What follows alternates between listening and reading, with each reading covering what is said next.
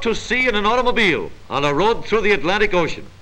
At the extreme corner of the United States, a new 100-mile highway will connect 25 islands from the Florida coast to Key West.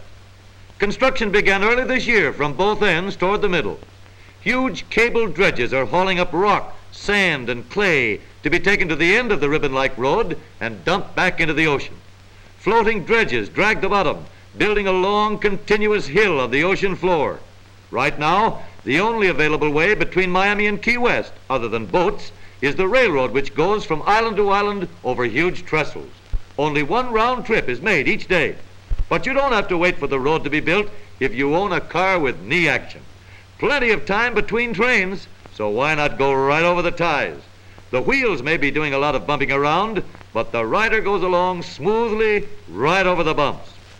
On the island, the highway is nearly done. Broad, smooth roads that soon will be swarming with tourists and fishermen traveling to and from famous Key West.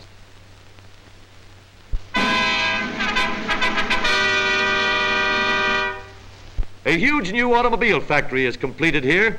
It represents the first automobile plant construction work to be done by any automobile company since 1929.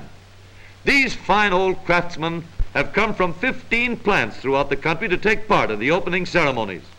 Each man has worked an average of 21 years for the company. Their combined ages total nearly 1,800 years.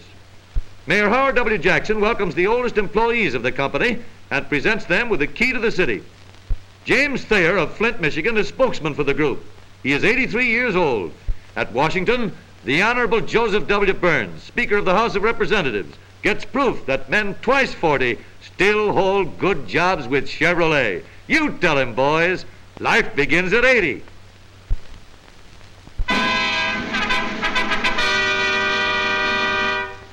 Well, little lady, here's a real surprise. A brand new horse. Looks as if horses are decreasing in size as well as number. What do you suppose they're going to do with it? Well, well, Dad seems to have succeeded in increasing the horsepower of the car. 80 under the hood and 1 in the back seat. Well, anyway, a half of one. All out, everybody. Come on there, man o' war. Don't be so stubborn. That's better. Now you're showing some good old-fashioned horse sense. There we are. That extra horsepower came in handy after all.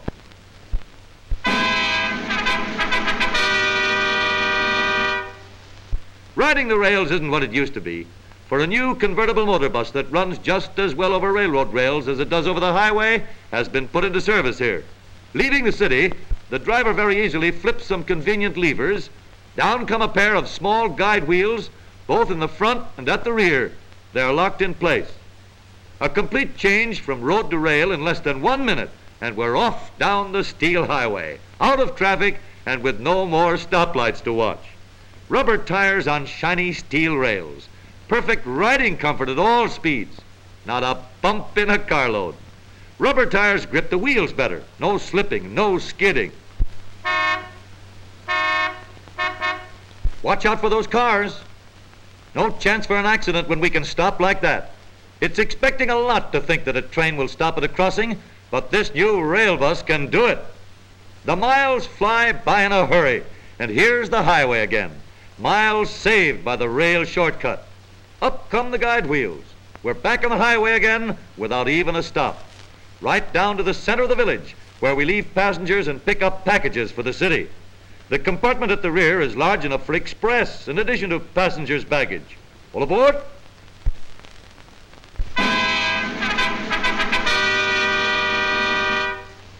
"1898 produced this high-powered bit of advertising. In case the picture alone didn't overcome your sales resistance, a line at the bottom was sure to get you.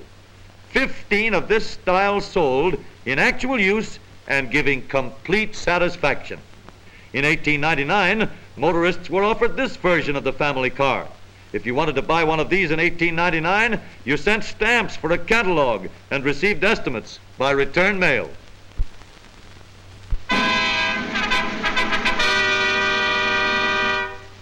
For the first time in 25 years, a motor car drives down one of the shortest and narrowest streets in the world. Once, the broad highway of a Spanish king.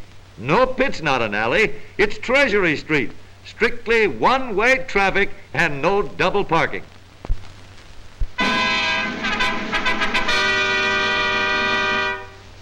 Thinking of decorating your car? How's this for an idea? It's open season again on bathing beauties, and the fellow who offers a ride to the beach may be getting himself in for a real job. This might easily be termed the toughest driving test known.